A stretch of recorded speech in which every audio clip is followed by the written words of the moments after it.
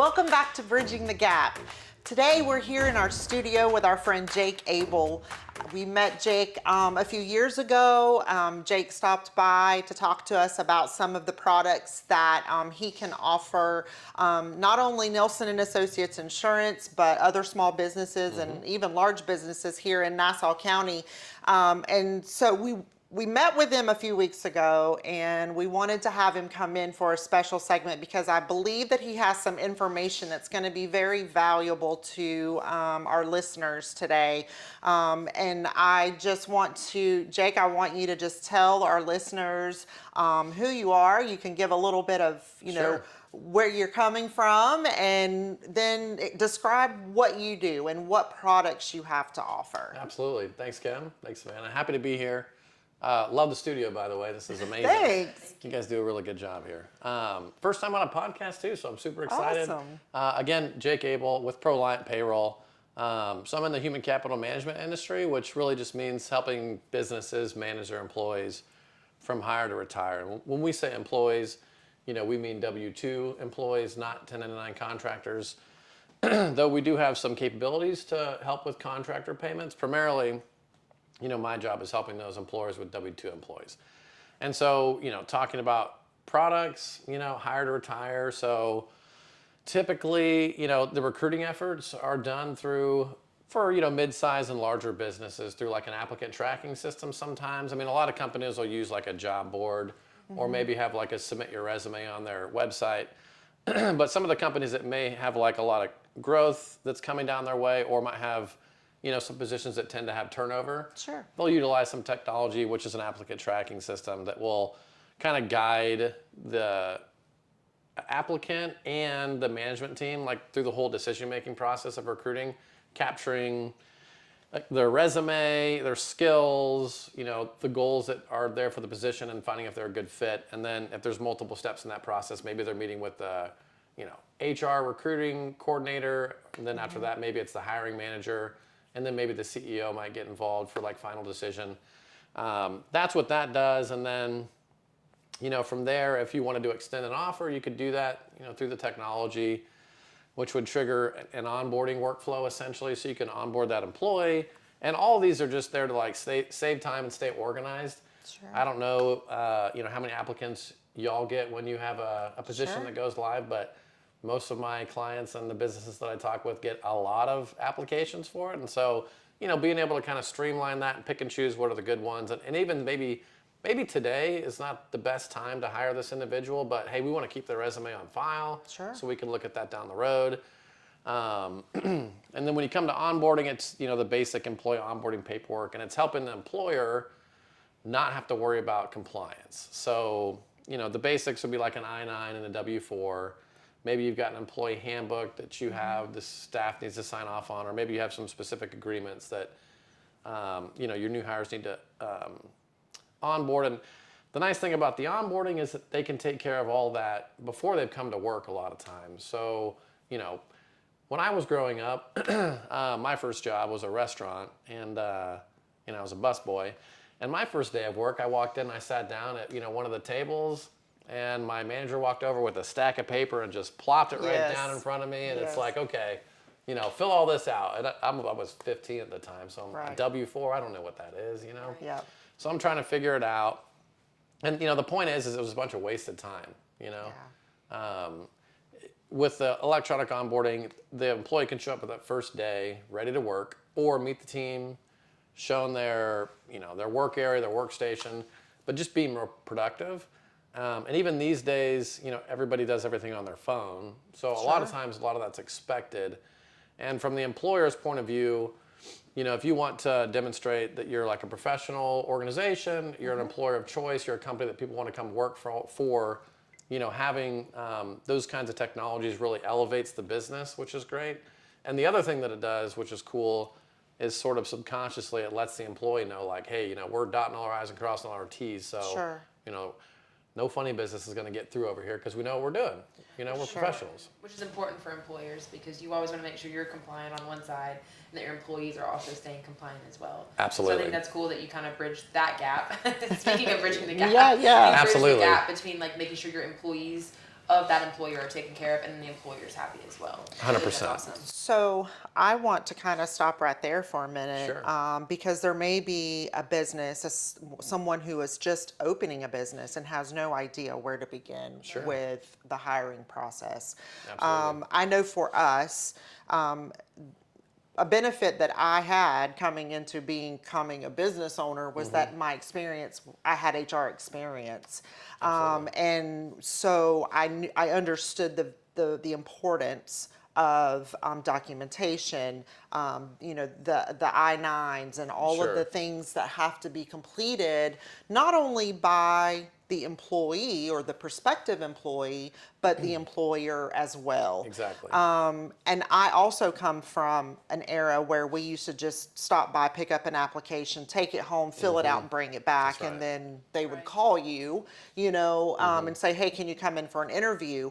And I can actually speak from that generation to.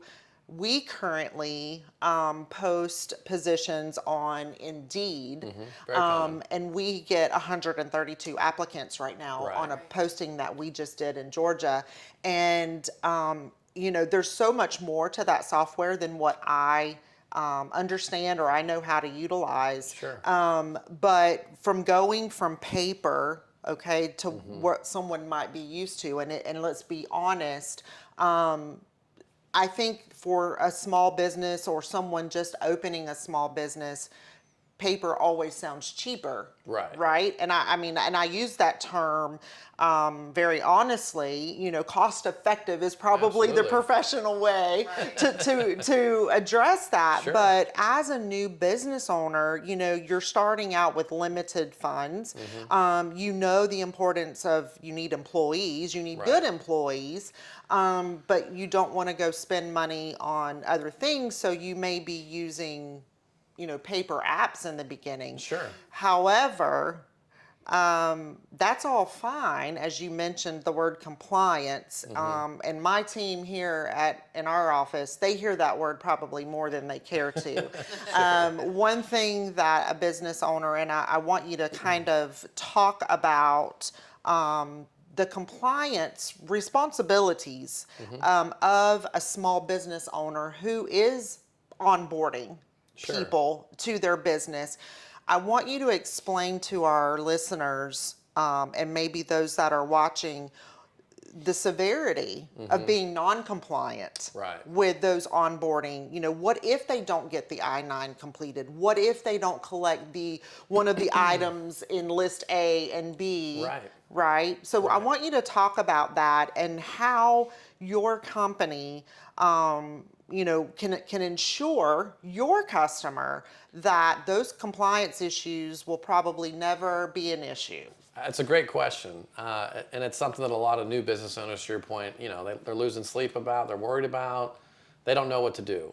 Right. You talked about, paper and maybe it being, less expensive, and you're 100% right. It is. However, you've got to, all that information needs to be behind a lock and key. Like, you can't Yes. just leave an I-9 out for somebody to get to, especially these days with, all the, what's the term I'm looking for? People are stealing people's identities all the Absolutely. time. That's Absolutely. extremely important information. And on the I-9, it's got practically everything they need to go open up a credit card under their name. And so in any event, you have to, as an employer, because now you're, obligated to make sure that that information is stored correctly. So maybe you got to go buy like a safe or something. You got to put that in the office. You got to spend time collecting the paperwork. So my point that I'm trying to make here is, yes, paper's cheaper, but if you consider your time, the effort, and the logistics behind it, Correct. a system may be a better solution there. There's some other added advantages. With things being stored in the cloud, I mean, we take security like extremely seriously, like every other payroll company or financial services company does, right? So clients can be rest assured that the data that's sitting in the cloud is, encrypted. Hackers aren't going to be able to get to it. If a hacker was able to get into a payroll system, I mean, they could literally steal millions of identities. Sure. So Absolutely. we spend an inordinate amount of capital to ensure that those types of things don't happen. But to answer your question about, what's on the line for a business owner, if it's I-9 compliance, I mean, just being out of compliance on like one I-9 can cost you fines, And these fines, they start out at hundreds of dollars, but they very quickly accelerate to thousands of dollars. Yes. If you make a mistake on the I-9 as an employer, the Department of Labor isn't going to say, we understand you're a new business. Correct. You made a mistake. No problem. We'll give you a pass. Right. Yes. That doesn't happen. Correct. Right. So, some of the things that our system will do is it has the specific fields on the I-9 that, the employee is forced to complete. Like they can't move past until that Right. information is captured. And then on the employer side, like you brought up, same thing. When the employer goes in to do the employer side of the I-9, there's specific fields they've got to fill in. And then in addition to that, you're collecting the I-9 documentation. So there's, a couple different forms you can get from employees. There's a variety. There's a list of things that are acceptable. And then you got to have somebody internally, looking at that to verify its legitimacy and that person is actually eligible to work in the United States. So long story short, our system has some workflows built in automatically to make sure that we're capturing all the data. The employer can do the check, compared to the paper documents. If we found that maybe there was something was typed incorrectly, or they forgot to fill out. Well, they couldn't forget to fill out something, but they filled out something incorrectly. Sure. They can automatically update that I-9 through the system. They can just send an email or a text to the employee and say, hey, you need to update this. And that's fully compliant. That's the name of the game, is just staying in compliance. And again, it literally could cost a company, thousands of dollars. And that's what I wanted you to kind of tell our listeners, Sure. because yes, it might be cheaper to make a copy of an application and print off forms.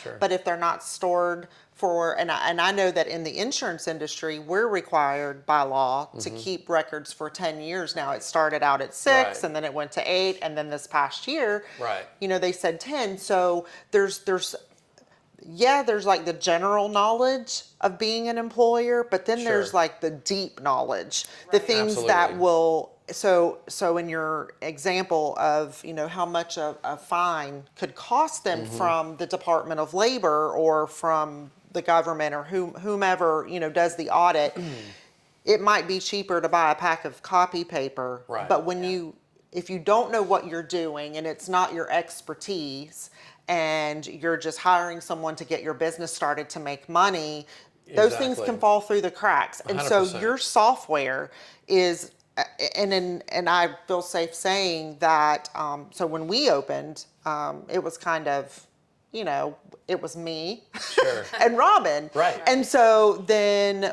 we hired Katie, and it was just the three of us. And shortly after that, I specifically recall in a Monday morning meeting saying to them, hey, I know this is going to sound crazy, but we probably need to start writing up an employee handbook Sure.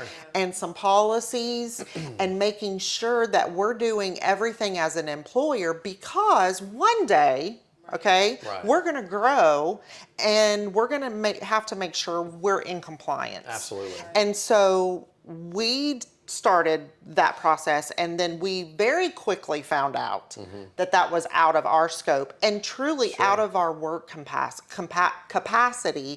Right. And so the tool that you have that you can offer with from application to onboarding to Absolutely. compliance, employer hiring processes, and I think you mentioned to us when we met a couple of weeks ago, even down to the reporting of the employer tax, forms, Absolutely. quarterly or however those. I mean, we currently have a company that does that for us Sure. because we do not have time to do that, and so that's Absolutely. what your company does. And so I exactly want right. you to talk about. Let's transition from maybe the onboarding and the importance, because we could sit here for 4 hours and talk just about the importance Absolutely. of onboarding. And maybe we can. Maybe we need to come back and Sure. maybe do a segment, Right. The on episode. that. Yeah. Step 2, step 3. Yeah, Sure. exactly.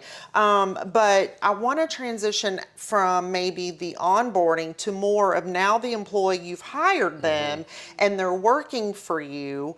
Let's transition into the reporting. Let's Sure. transition into the employee tax, labor tax. Let's, unemployment tax, Absolutely. and how your company and your software provides that Yeah. product for us. Absolutely. So I'd be remiss to not mention, just before we move there, there's been some updates.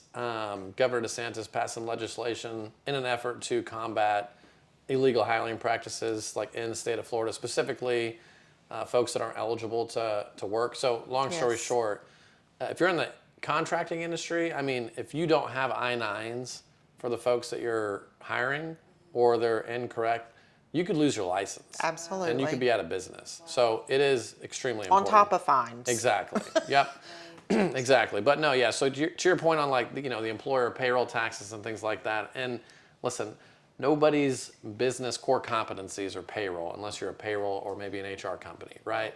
Right. Nobody wakes up in the morning wanting to do payroll themselves. Correct. Right. Even with a payroll system, we're like, oh my gosh, I gotta do payroll today. Exactly. Right. You know, Exactly. so. But we all know it has to get done. Correct. You want a system where you can get in and out quickly, and you can sleep well at night knowing that everything's being taken care of. So, high level employer taxes.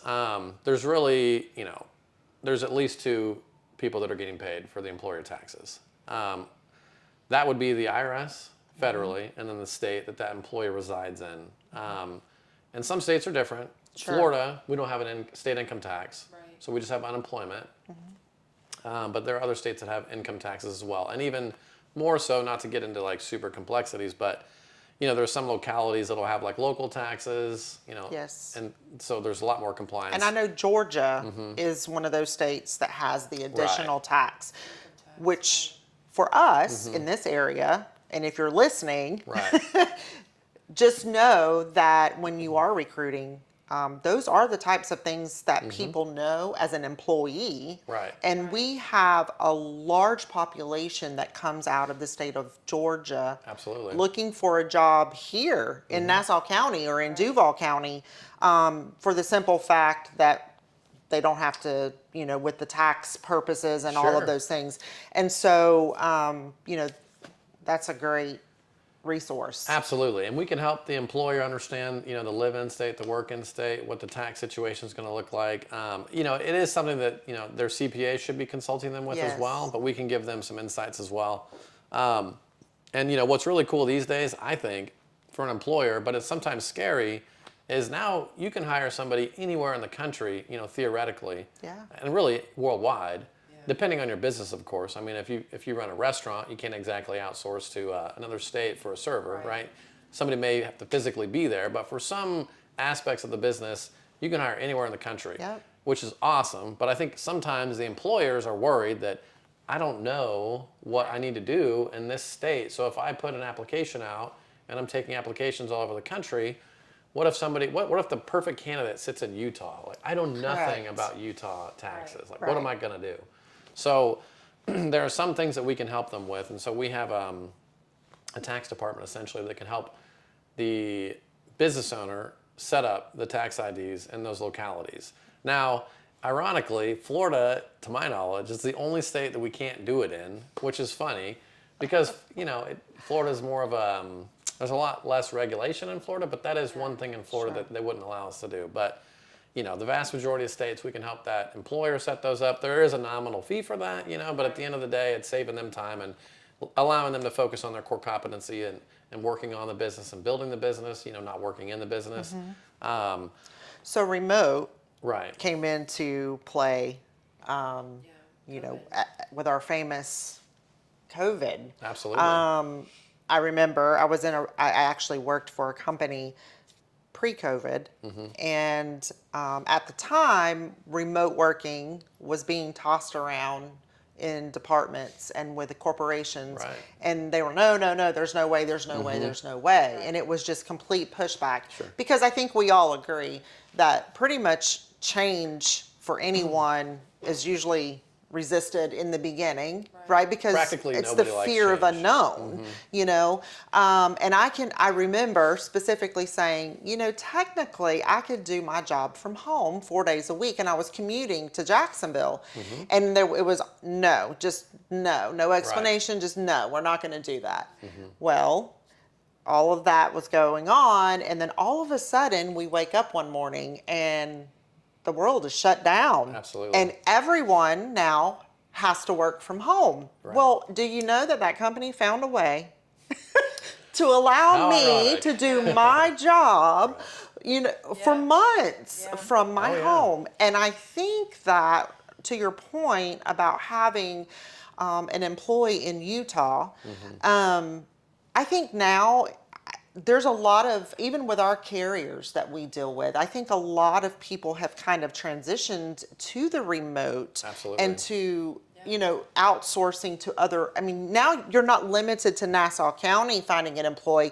You can find that Absolutely. employee in Utah, or even in London if you have something that someone Absolutely. over there could do for you.